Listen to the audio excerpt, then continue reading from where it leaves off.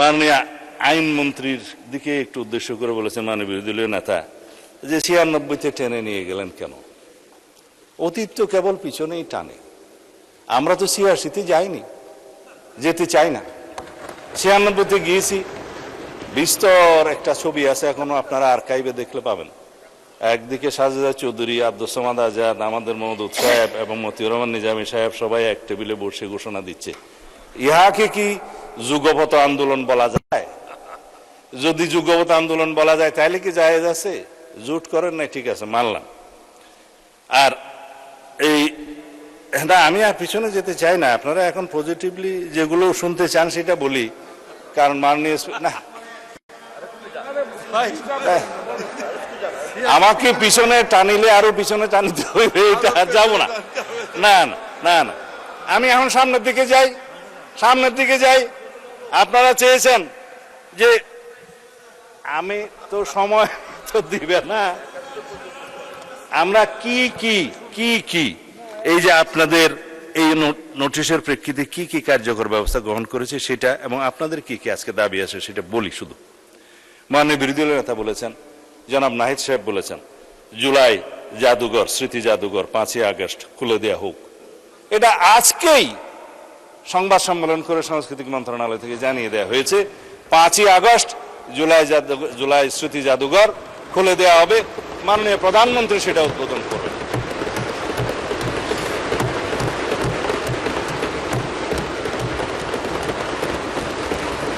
বলেছেন ভাতা প্রদানের কথা জুলাই যোদ্ধাদের জন্য, যে ভাতাগুলো মুক্তিযোদ্ধা মন্ত্রণালয়ের মাধ্যমে দেয়া হয়, সেই শহীদ পরিবারকে এককালীন 30 লক্ষ টাকা করে দেয়া হয়েছে। এবং জুলাই যোদ্ধাদের শ্রেণী আছে, ক শ্রেণী, খ শ্রেণী, গ শ্রেণী। বেশি যারা আহত তাদেরকে ক শ্রেণী, তারপরে মাঝারি খ শ্রেণী, তারপরে একটা গ শ্রেণী। ক শ্রেণীকে 5 লক্ষ টাকা, খ শ্রেণীর আহতদেরকে 3 লক্ষ টাকা এবং গ শ্রেণীকে 1 লক্ষ টাকা করে আর্থিক সহায়তা প্রদান করে। মাননীয় স্পিকার, জুলাই শহীদ পরিবারকে, এটা আপনাদের প্রশ্নের উত্তরে কি কি আমরা করেছি সেটা না শুনলে তো হাফ ডান হয়ে গেল। শহীদ, আমি অতীতে যাব না, বলতে দিয়ে আর কি, সামনে যাচ্ছে। শহীদ পরিবারকে মাসিক 20,000 টাকা, ক শ্রেণীর জুলাই যোদ্ধাদেরকে মাসিক 20,000 টাকা এবং খ শ্রেণীর 15,000 এবং গ শ্রেণীর 10,000 টাকা করে মাসিক ভাতা প্রদান করা হচ্ছে। মাননীয় বিরোধী দলীয় নেতা দাবি উত্থাপন করেছেন, অর্থমন্ত্রী সদয় হলে মাননীয় প্রধানমন্ত্রী দয়া করলে আমাদের অনুসারে ভবিষ্যতে কি এটা বাড়ানো যায় না? অবশ্যই বাড়ানো যাবে। আর আহতদের দীর্ঘমেয়াদী চিকিৎসার কথা বলেছেন। আমরা নিজেরা যখন ইন্টারিম গভর্নমেন্টের সময় চলছিল, মাননীয় প্রধানমন্ত্রী তখন দলের চেয়ারপারসন, ভারপ্রাপ্ত চেয়ারপারসন, আমাদেরকে প্রত্যেককে নির্দেশ দিয়ে আমরা পঙ্গু হসপিটালে যেখানে যেখানে যাওয়া আমাদের সামর্থ্য অনুসারে আমরা সব সময় চেষ্টা করেছি তাদেরকে সহায়তা করার, বিদেশে চিকিৎসা দেওয়ার। এখনো পর্যন্ত কোনো আহত জুলাই যোদ্ধার যদি বিদেশে চিকিৎসার প্রয়োজন হয়ে থাকে, অগ্রাধিকার ভিত্তিতে তাদের সেই ব্যবস্থা গ্রহণ করা হবে ইনশাআল্লাহ। জুলাই ফাউন্ডেশনের কথা বলেছেন মাননীয় বিরোধী দলীয় নেতা। জুলাই ফাউন্ডেশন এখনো পর্যন্ত আছে, বজায় থাকবে এবং জুলাই ফাউন্ডেশনের উত্তর সেটার কর্মকাণ্ড বৃদ্ধি করার জন্য এবং জুলাই ফাউন্ডেশনের মাধ্যমে তাদেরকে কি কি আরো সেবা দেওয়া যায় ভবিষ্যতে সেটার যথাবিহিত ব্যবস্থা করার জন্য ফাউন্ডেশনের যে তত্ত্বাবধায়ক মন্ত্রণালয়, তারা সেই ব্যবস্থা গ্রহণ করবেন। মাননীয় প্রধানমন্ত্রীর সম্মতি দিয়েছেন। অধিদপ্তর আছে আলাদা। আমরা এই আমাকে একটু বলতে দিবেন তো, তাহলে ওরা আবার আপনার সময় দিতে হবে। যাই হোক, আমরা জুলাইয়ের চেতনাকে ধারণ করি, রাজনীতি করি না। আমরা জুলাইয়ের চেতনাকে ধারণ করে কোনোদিন রাজনীতি করতে চাই না এবং সবাইকে নিষেধ করব এই জুলাই বাংলাদেশের সকল মানুষের, যারা ফেসিবাদ বিরোধী গণতান্ত্রিক আন্দোলনে দীর্ঘ 17 বছরের আন্দোলনে যারা শহীদ হয়েছেন, গুম হয়েছেন, খুন হয়েছেন, মামলায় হামলায় জর্জরিত হয়েছেন, তাদের সবারই এই জুলাই, সারা সমগ্র বাংলাদেশের মুক্তিকামী মানুষের এই জুলাই। আমরা এই জুলাইকে ধারণ করি। কৃতিত্ব যেন আমরা কেউ দাবি না করি। যারা 71-এর চেতনা নিয়ে ব্যবসা করতে করতে, রাজনীতি করতে করতে আজকে দুলাই গিয়ে কি যেন দিল্লি গিয়ে ঠাঁই হয়েছে, সেই অবস্থা যেন আমাদের কারো না হয়। সুতরাং বাংলাদেশের ভবিষ্যৎ প্রজন্ম এই জুলাই গণ অভ্যুত্থানের স্মৃতিকে ধারণ করে, এই ইতিহাসকে ধারণ করে ভবিষ্যতে যাতে শিক্ষা নেয়, ভবিষ্যতের সকল সরকার যাতে শিক্ষা নেয়, কোনোদিন যাতে ফেসিবাদী আচরণ করার সাহস না পায়, সেইভাবে আমরা জুলাইকে ধারণ করবো। মাননীয় স্পিকার, আমরা মিডিয়ার ফ্রিডম নিয়ে কথা বলছি। মাননীয় বিরোধী দলের নেতা বলেছেন যে কিছু কিছু মিডিয়া এখনো আগের আচরণ করার জন্য তারা তাদের সিমটম প্রকাশ করা শুরু করেছে। একদিকে আমরা ফ্রিডম অফ স্পিচের কথা বলবো, আর একদিকে আমরা তথ্য প্রবাহকে এবং মিডিয়ার ফ্রিডমকে আমরা গলা চেপে ধরবো, সেটা হয় না। আমরা পাল্টা সেটার জবাব দিয়েই সেটার জবাব দেব, পাল্টা জবাব দিয়েই মিডিয়ার সেই সমস্ত আচরণকে আমরা জবাব দেব। কোনো মিডিয়াকে আমরা স্বৈরাচারী আচরণ করতে দেব না, কিন্তু সেটা ডিপেন্ড করবে আমাদের আচরণ। কারণ ফ্রিডম অফ স্পিচ এবং freedom of press is always subject to some restriction imposed by the reasonable ground in the interest of the state, এবং সেই রিজনেবল রেস্ট্রিকশনগুলো বর্ণনা করবে মাননীয় আদালত। সেটা আছে আর্টিকেল 39, সেটা কিন্তু উন্মুক্ত নয়। যাই হোক, আমরা বর্ডার ইস্যু নিয়ে এখানে মাননীয় বিরোধী দলের নেতা কথা বলেছেন। বর্ডার ইস্যুতে এই প্রথমবার এই আমরা 4-5 মাসের সরকারে আমরা সমস্ত জায়গায় একজনকে অবৈধভাবে পুশিন হতে দেই নাই, সেটা অন রেকর্ড। আমরা চেষ্টা করেছি আমাদের সার্বভৌমত্বকে আমরা যেন সর্বতোভাবে রক্ষা করার চেষ্টা করেছি।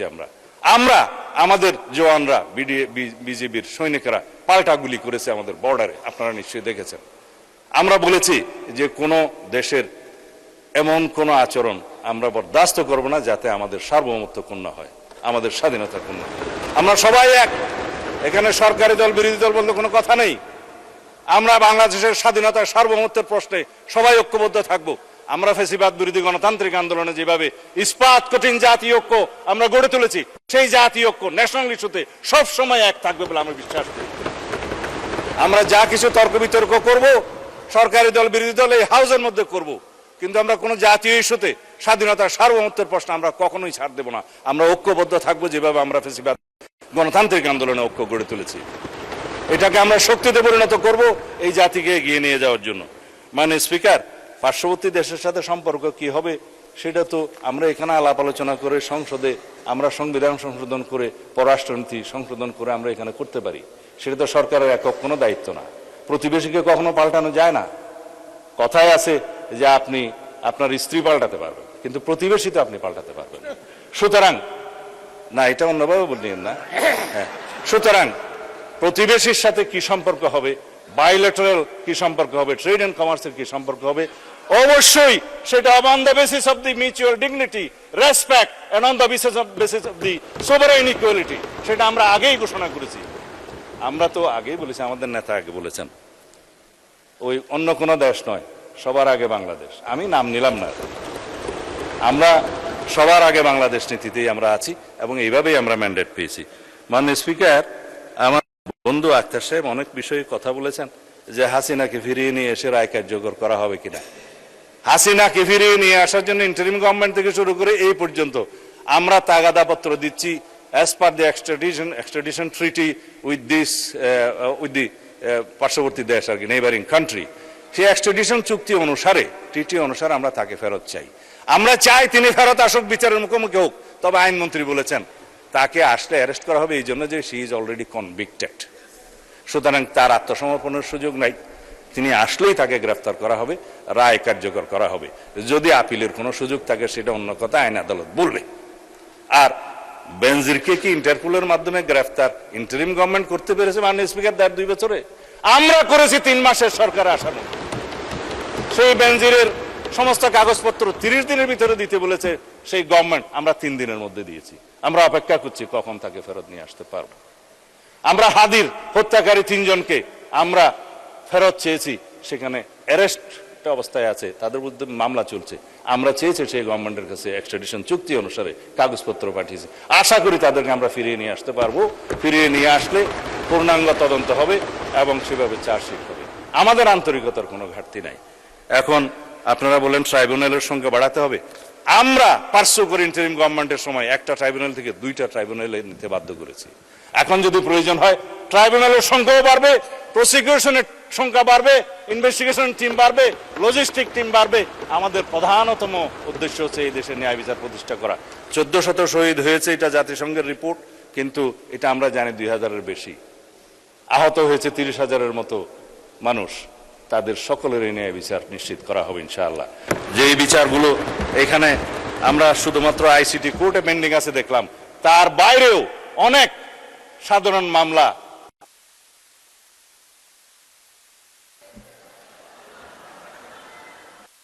না ঠিক আছে, মাইক দিয়েই বলেন, 2 মিনিট বলেন, মাইক দিয়েই বলেন। মাইক লাগবে না, গলা বড়া আছে না 2 মিনিট আপনি মাইক ছাড়া দেন। যে মামলাগুলো পেনাল কোডের আন্ডারে বিভিন্ন জায়গায় মামলা বিচারাধীন আছে, সেই সমস্ত 800 কতজন শহীদের তালিকা আমি এখানে পেয়েছি। মুক্তিযোদ্ধা মন্ত্রণালয় যেটা করেছে সেই তালিকা অনুসারে প্রত্যেকে তো আর মামলা করে নাই, যারা মামলা করেছে তাদের সমস্ত মামলাগুলো পেনাল কোডের আন্ডারে সমস্ত জায়গায় চালু আছে। সেই মামলা ইনশাআল্লাহ সমাপ্ত করা হবে। যে মুক্তিযোদ্ধা মন্ত্রণালয় থেকে একটা কাগজ আমার কাছে আছে, শহীদের সংখ্যা তারা গেজেটভুক্ত করেছে 843 জন, এবং বিভিন্ন শ্রেণীর ক, খ এবং গ শ্রেণীর আহত সব মিলিয়ে আছে আপনার 15,212 জন, এর মধ্যে শহীদ সহ। এই 15,212 জনের মধ্যে শহীদের সংখ্যা 843 বাদ দিলে বাকি সবাই আহত, গুরুতর আহত এবং অন্য গ শ্রেণীর আহত। তারা যদি মামলা করে ব্যক্তিগতভাবে, যারা করেছে তাদের সংখ্যা এখানে আছে, আমি কাগজ ঘাটতে হবে, তো সেই মামলাগুলো এই বিচারের মধ্যে। যারা জুলাই শহীদ, জুলাই যোদ্ধা, আহত যোদ্ধা, যারা 2 চোখে অন্ধ হয়েছে, 1 চোখে অন্ধ হয়েছে, তাদের অবশ্যই যদি মামলা করে তাদের মামলা ন্যায় বিচার নিশ্চিত করা হবে। কিন্তু যদি সরকার পক্ষ থেকে মামলা করা হয়ে থাকে, সেই মামলাতেও বিচার হওয়ার সম্ভাবনা আছে। আমি আশা করি যারা শহীদ পরিবার আছেন, যারা আহত জুলাই যোদ্ধা আছেন, তারা প্রত্যেকেই তাদের ন্যায় বিচারের জন্য আদালতে যাবেন। ইনশাআল্লাহ আমরা ন্যায় বিচার নিশ্চিত করব। এর বাইরে যে সমস্ত তথ্য আমার দেয়া ছিল, সময়ের অভাবে আমি আর দিচ্ছি না। তবে আজকে এই ইস্যুটি যিনি এনেছেন, জুলাই শহীদদের মধ্যে 829 জনের বিপরীতে থানায় মামলা হয়েছে 751টি, অপমৃত্যু 1টি, সিআর মামলা 33টি, আন্তর্জাতিক অপরাধ ট্রাইব্যুনাল 48টি, এগুলো বিচারাধীন আছে। আমিও একজন বিচার প্রার্থী হিসেবে আইসিটি কোর্টে মামলা করেছি, সেই মামলা এখনো তদন্ত বাকি আছে। তবে আওয়ামী লীগের দল হিসেবে যে বিচার করা হবে সেই তদন্ত এখন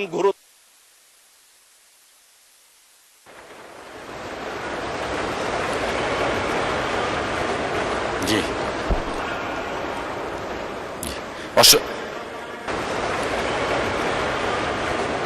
জি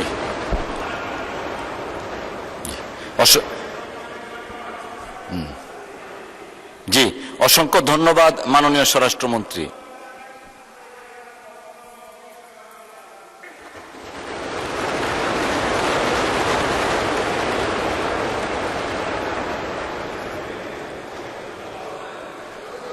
জি ধন্যবাদ মাননীয় স্বরাষ্ট্র। জি মাননীয় বিরোধী দলীয় নেতা, একটু মাইকটা দিবেন প্লিজ। মাইক দিচ্ছে, লাগবে না কিছু? আমি বলছি আগামীতে আমিও মাইক ছাড়া সুযোগ চাই আর। ধন্যবাদ আপনাকে।